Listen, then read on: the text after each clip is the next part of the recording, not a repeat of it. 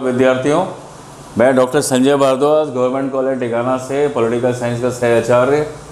पिछले पार्ट में आप लोगों को समझ में आया होगा जब मैंने उदारवादी राष्ट्रवाद की बात करी थी। ये 1885 से 1905 के बीच का समय था। अब हम आज चर्चा करेंगे उग्रवादी राष्ट्रवाद की, जो 1906 से 1919 के बीच में रहता है। और 1906 से आप जानते ही हैं कि ये उदारवाद के प्रति जनता जो थी, क्योंकि बंगाल का विभाजन हो गया था और एक माहौल बनना शुरू हो गया था और उदारवादी अपने को अकेले पाने लगे थे।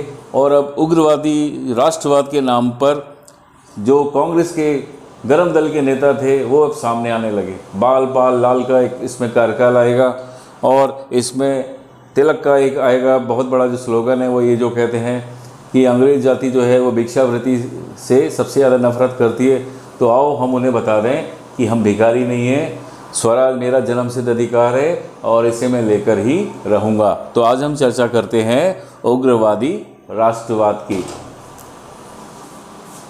और उसकी प्राप्ति हेतु जन आंदोलन के मार्ग को अपनाने वाली धारा है। इसे ही हम उग्र राष्ट्रीयता की बात कहते हैं। अब इसके उदय के कारण पहला है सन 1892 के सुधार कानून की अपर्याप्तता। संवैधानिक सुधार की दिशा में राष्ट्रीय कांग्रेस के 7 वर्षों के प्रयत्नों के बाद जो 1892 का भारतीय परिषद अधिनियम बना, वे अपने आप में कई त्रुटियों से भरा हुआ था। इसमें निर्वाचन की व्यवस्था को बहुत घुमा फिरा के रखा गया था। गैर सरकारी सदस्यों की संख्या कम थी, परिषदों के अधिकार बहुत सीमित थे और अधिनियम की उपयुक्त त्रुटियों के कारण संवैधानिक पद्धति के आधार पर कुछ प्राप्त करने की आशा समाप्त हो गई थी। इसलिए कांग्रेस के अंदर एक ऐसे वर्ग का जन्म हुआ जो क्रमिक परिवर्तन के स्थान पर आधारभूत परिवर्तन और प्रार्थना के मार्ग के स्थान पर आंदोलन के मार्ग को अपनाने पर जोर देने लगा। दूसरी बात आती है धार्मिक पुनरुत्थान वाद और सांस्कृतिक नवजागरण। तो कांग्रेस के प्रारंभिक नेता तो पाश्चात्य शिक्षा से प्रभावित थे और उनकी मानसिक पृष्ठभूमि जो थी वो ब्रिटिश शासन को भारत के हित में मानती थी। लेकिन बाद में भारतीय धर्म सभ्यता और संस्कृति के जो पुनरुत्थान हुआ उसने भारतीयों के अंदर गौरव की भावना जागृत कर दी। जैसे स्वामी विवेकानंद ने 1893 में शिकागो सर्वधर्म सम्मेलन में हिंदू धर्म की विजय दुंदुभी बजाई। अरविंद घोष, तिलक, ये सब उस राष्ट्रीय धार्मिक पुनरुत्थानवाद के परिणाम थे। अरविंद घोष ने कहा था स्वाधीनता हमारा लक्ष्य है और हिंदुत्व ही हमारी आकांक्षा पूरी कर सकता है। फिर तिलक ने हिंदू उत्सवों और हिंदू संगठन पर बल दिया और ये उग्र राष्ट्रवादी नेता भारतीय स्वतंत्रता की प्राप्ति अपना परम पवित्र धार्मिक उद्देश्य समझने लगे। नेक्स्ट बात आती है प्राकृतिक प्रकोप। 19वीं सदी के उत्तरार्ध में भारत को बहुत प्राकृतिक प्रकोपों का सामना करना पड़ा और 1876 से 1900 तक 25 वर्षों में देश में 18 अकाल पड़े, जिसमें सबसे अधिक भीषण अकाल 1896-97 का था, जिसका प्रभाव 7 करोड़ जनसंख्या और 70,000 वर्ग मील पर पड़ा। इसमें अंग्रेज़ों ने जो काम किए वो बहुत ही कम किए थे और शासन का रुख इतना उपेक्षापूर्ण था कि सन 1897 में दिल्ली में दरबार लगाया गया और इंग्लैंड की रानी को भारत की साम्राज्ञी घोषित किया गया और जनता भूख से मर रही थी। राम गोपाल कहते हैं कि प्लेग का सामना करने में अंग्रेज जिस प्रकार से काम करते थे वो ऐसा लगता था जैसे दुश्मन द्वारा जीते गए किन्हीं शहरों को फूंका जा रहा है। अंग्रेजी सेना जो थी वो बीमारी वाले मकानों को ज़बरदस्ती गिरा देती थी, बीमारों के बिस्तर और कपड़े जला देती थी, रसोईघर, पूजाघर और स्त्रियों के कमरों में घुस कर लोगों को घसीट कर मनमाना व्यवहार किया जाता था। इसलिए जनता में इतना रोष फैल गया कि वे अंग्रेज़ों के खिलाफ हो गई। नेक्स्ट आती है बात आर्थिक असंतोष। लॉर्ड बेकन का ये कथन भारतीय उग्र राष्ट्रवाद पर पूरे तौर पर लागू होता है कि आर्थिक दरिद्रता और आर्थिक असंतोष क्रांति को जन्म देता है। शासन के द्वारा 1894 में विदेशी माल पर आयात कर समाप्त कर दिया गया। इससे देशी सामान तो महंगा हो गया और विदेशी सामान सस्ते में बिकने लगा। इसके लिए स्वदेशी आंदोलन शुरू हुआ। शिक्षण संस्थाओं में वृद्धि के साथ साथ शिक्षित भारतीयों की संख्या भी बढ़ रही थी, लेकिन शासन द्वारा शिक्षित भारतीयों को उनकी योग्यता के अनुसार पद नहीं दिए गए, इसलिए भारत में बेरोजगारी बढ़ने लगी।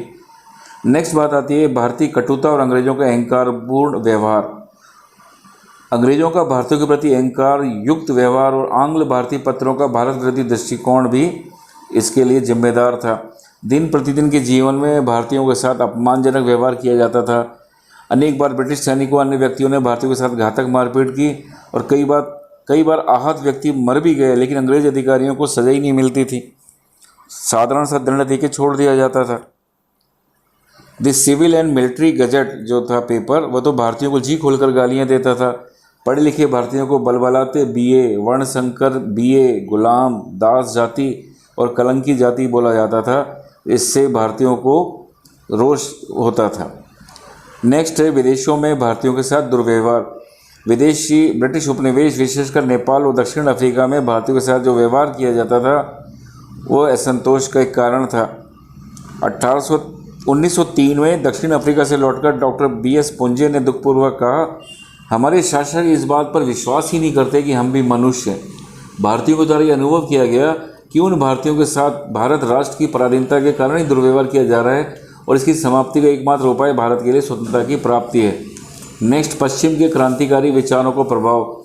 जब भारतीयों ने अंग्रेजी भाषा और पाश्चात्य शिक्षा पद्धति के माध्यम से मैजिनी, वर्क, गैरिबाल्डी और वाशिंगटन के स्वतंत्रता के प्रति प्रेरित करने वाले भाषण पढ़े, अमेरिका का स्वतंत्रता युद्ध पढ़ा, आयरलैंड का संघर्ष, इंग्लैंड की गौरवपूर्ण क्रांति का इतिहास पढ़ा, तो वो स्वतंत्रता के लिए सोचने लगे। नेक्स्ट, भारत के बाहर होने वाले विशेष परिवर्तन।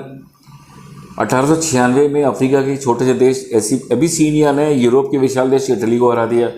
1904-05 में जापान के द्वारा रूस को हरा दिया गया। यह असंभव घटनाएं थी।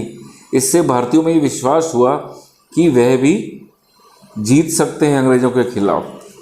नेक्स्ट, लाल, बाल और पाल का नेतृत्व। उग्र राष्ट्रीयता के उदय में लाला लाजपत राय, बाल गंगाधर तिलक और विपिन चंद्र पाल का नेतृत्व एक अत्यंत महत्वपूर्ण कारक थे।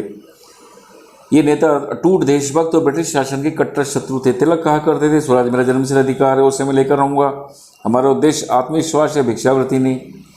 लाला लाजपत राय कहते थे, अंग्रेज भिखारी हैं और सबसे अधिक घृणा करते हैं, इसलिए मैं सोचता हूँ कि ये भिखारी घृणा का पात्र है, अतः हमारा कर्तव्य कि हम सिद्ध करते हैं कि हम भिखारी नहीं है।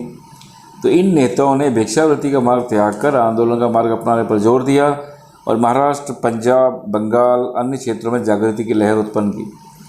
फिर लॉर्ड कर्जन का प्रतिक्रियावादी शासन आता है। इंद्र विधान वाचस्पति कहते हैं 1898 से 1905 तक भारत के गवर्नर जनरल के रूप में नौकरशाही के साक्षात प्रतिरूप लॉर्ड कर्जन ने ब्रिटिश साम्राज्य के लिए वही कार्य किया जो मुगल साम्राज्य के लिए औरंगजेब ने किया। 1891 में कलकत्ता कारपोरेशन अधिनियम बनाकर भारतीयों की संख्या आधी कर दी। 1904 में भारतीय विश्वविद्यालय अधिनियम बनाकर विश्वविद्यालय की सीनेट और सिंडिकेट में भारतीयों का प्रतिनिधित्व कम कर दिया। 1904 में प्रशासकीय गुप्तता अधिनियम के द्वारा समाचार पत्रों की स्वतंत्रता को सीमित कर दिया। 1905 में कलकत्ता विश्वविद्यालय के कुलपति पद पर उन्होंने भाषण दिया कि भारतीयों में सत्य के प्रति आस्था नहीं है और भारत में सत्य को कभी आदर्श माना ही नहीं गया है। भारत राष्ट्र नाम की कोई वस्तु ही नहीं है। तो लॉर्ड कर्जन द्वारा व्यक्त किए गए इन अपमानजनक शब्दों का प्रयोग विरोध करने के लिए एनी बेसेंट के शब्दों में सारा भारत राष्ट्र एक व्यक्ति के रूप में खड़ा हो गया। फिर बात आती है बंगाल के विभाजन की। 1905 में लॉर्ड कर्जन का सबसे बड़ा मूर्खतापूर्ण कार्य था 16 अक्टूबर 1905 को किया गया बंगाल का विभाजन। सरकार ने तो तर्क ये दिया कि बंगाल बहुत बड़ा प्रांत है, एक ही केंद्र से शासन किया जा सकता, लेकिन वास्तव में जकारिया कहते हैं उद्देश्य और प्रभाव की दृष्टि से बंगाल के विभाजन का कार्य नितांत धूर्ततापूर्ण था। वास्तव में बंगाल का विभाजन फूट डालो और राज करो की नीति के अनुरूप किया गया था। इसके विरोध के लिए बंगाल में तीव्र आंदोलन हुआ, शीघ्र ही लगभग संपूर्ण भारत में फैल गया। यद्यपि बंगाल के विभाजन में कर्जन का उद्देश्य बंगाल में बढ़ती हुई राष्ट्रीयता की भावना को कुचल देना था, लेकिन व्यवहार में इस कार्य के परिणाम स्वरूप न केवल बंगाल बल्कि संपूर्ण भारत में राष्ट्रीयता की अभूतपूर्व भावना को जन्म मिला। इसलिए सभी कारणों के परिणाम स्वरूप भारत में उग्र राष्ट्रवाद और कांग्रेस से उग्र राष्ट्रवादी पक्ष का उदय नितांत स्वाभाविक ही था। तो कांग्रेस में ये जो फूट पड़ती है उदारवादी से उग्रवादी के बीच में, तो इनके कुछ साधन होते हैं और ये जो साधन होते हैं उसकी भी हम चर्चा थोड़ी सी कर लेते हैं। उग्रवादी जो थे वो मांग के ऊपर डिपेंड नहीं करते थे, वो तो ये कहते थे कि हमें सरकार से स्वराज के लिए बहिष्कार, स्वदेशी और राष्ट्रीय शिक्षा की बात करनी चाहिए और हमें अपने को बहुत मजबूत बनाना चाहिए। और ये उग्रवाद राष्ट्रवादी आंदोलन के जो नेता थे उन्होंने देश में एक लहर जागृत कर दी और इसका परिणाम ये हुआ कि पढ़े लिखे जो लोग थे उन्होंने देश के लिए आगे बढ़े और उन्होंने अपनी भूमिका निभानी शुरू कर दी। कुल मिला के अगर हम देखें तो उदारवादी और उग्रवादी जो हैं उनके बीच में देश के लिए एक काल और परिस्थिति के लिए बिल्कुल फिट थे, क्योंकि उदारवादियों ने जितना समय लिया और उग्रवादियों को लगने लगा कि अंग्रेज़ हमारी राजनीति भिक्षावृत्ति को सही ढंग से नहीं देख रही है, इसलिए हमें आगे बढ़ के सरकार के खिलाफ उग्र होना चाहिए। इसका परिणाम ही भी ये हुआ कि एक क्रांतिकारी भी सामने आते हैं जो चाहे वो चंद्रशेखर आज़ाद हो, भगत सिंह हो, ये आगे चलकर अपनी भूमिकाएं निभाते हैं। लेकिन इसके बाद में 1920 से गांधी युग आता है और उसके बाद में महात्मा गांधी के काल जो है वो 1947 तक चलता है, जब तक भारत स्वतंत्रता प्राप्त नहीं कर सकता। वो आशा है कि आप लोगों को ये समझ में आया होगा। परीक्षा की दृष्टि से ये बहुत महत्वपूर्ण है। परीक्षा में उदारवादी और उग्रवादी राष्ट्रवाद के बारे में हमेशा सवाल किए जाते हैं। धन्यवाद।